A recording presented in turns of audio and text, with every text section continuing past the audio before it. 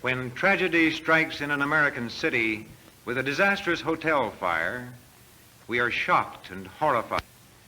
Before this blaze was extinguished, 52 people had lost their lives.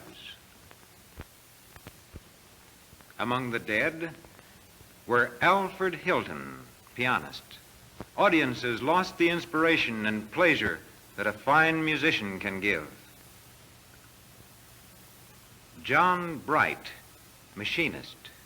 Industry lost the productive power of a skilled workman.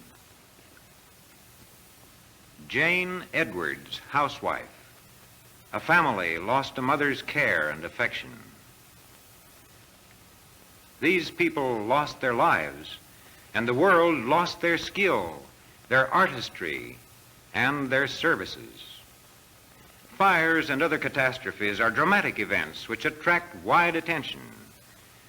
But we ignore the less spectacular but continuous wastage and erosion of our population. Every day we are tragically wasting our human resources by failure to provide for healthful and effective living. Wastage of human resources occurs at all age levels, but infancy is an especially hazardous period. In a single year, the United States has recorded over 60,000 infant deaths in the first month of life. In the next 11 months of life, over 40,000 more infant deaths. Adding the number of stillbirths would bring the figure to over 180,000. These infant deaths could be cut in half if the available health and medical knowledge bearing on infant and prenatal care were widely applied. Next to infancy, childhood is the most hazardous period of life. In these years, children are exposed to many dangers of the physical environment. These dangers cause by far the greatest number of deaths in the childhood years.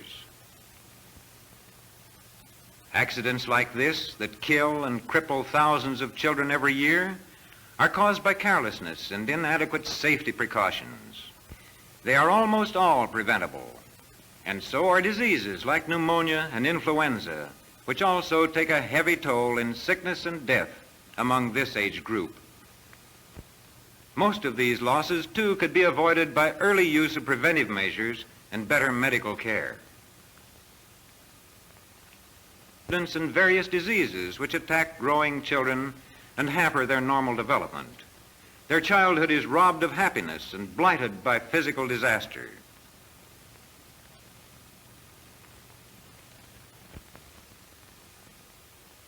Even though children may escape accident or disease, they may be neglected, maltreated, or subjected to conditions that stunt their bodies and warp their personalities. After the childhood years with their attending hazards, boys and girls face the transition to adolescence. This is a period of rapid physical growth and social adjustment. It is also an important time for education for citizenship, for family life, and for useful and personally satisfying work. Yet, many youths, especially in rural areas where schools are often poor, are denied the opportunity for essential education. In cities, they leave school for dead-end jobs that allow for little mental and vocational growth. They fail to get the training necessary for more productive work.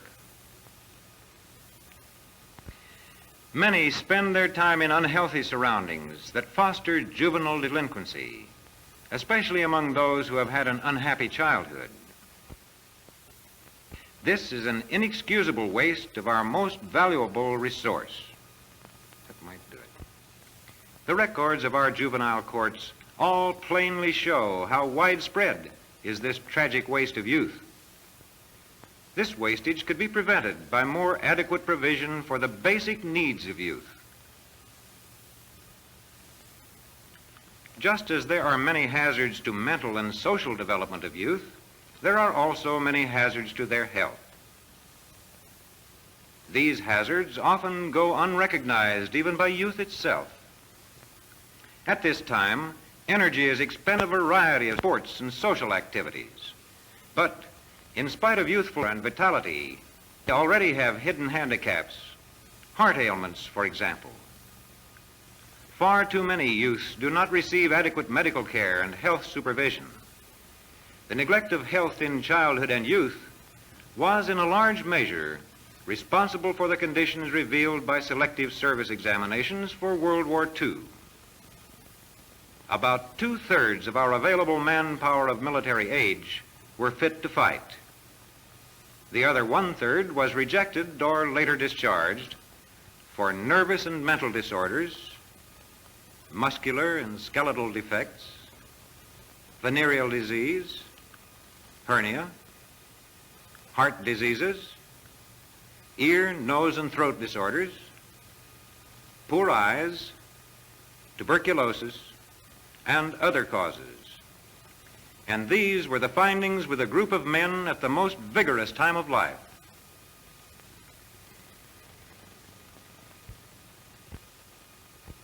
The middle years of life should be the most productive years, on farm, in mill and factory.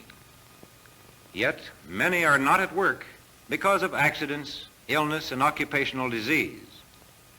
Millions of productive hours are lost, reducing income for workers and their families, and reducing production for society.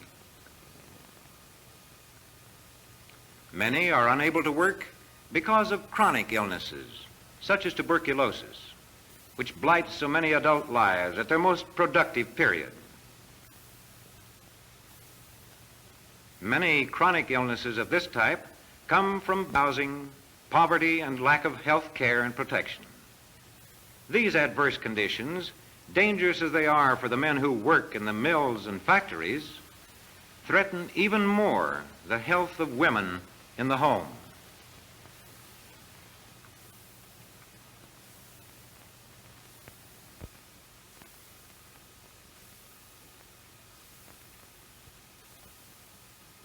Medical science has greatly reduced the dangers to mothers, but wider application of medical knowledge on prenatal and obstetrical care is necessary if we are to give adequate protection to all our families.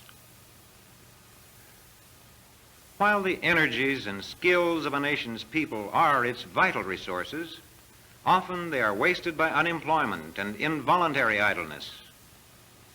This not only deprives society of services, but also robs workers of income needed for their families and undermines their self-confidence.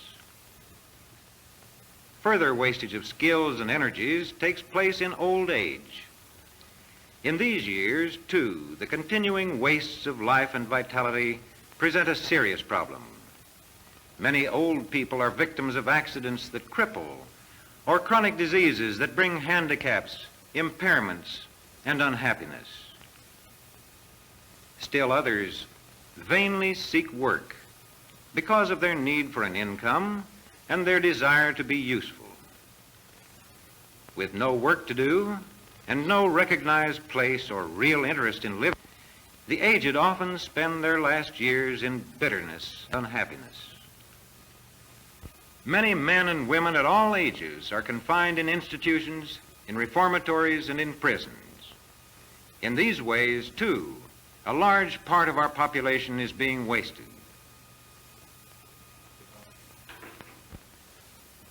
Temporarily or permanently in custody, they are cut off from normal social and economic life.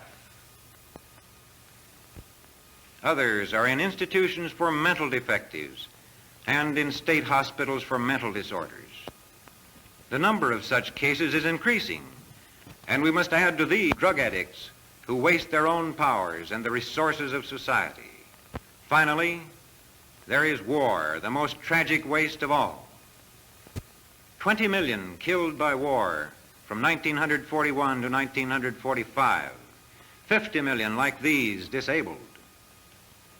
Uncounted millions of the world uprooted and displaced. This wastage of the world's human resources by war need not occur again.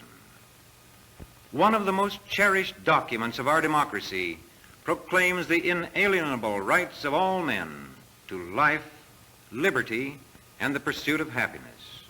What a challenge to every one of us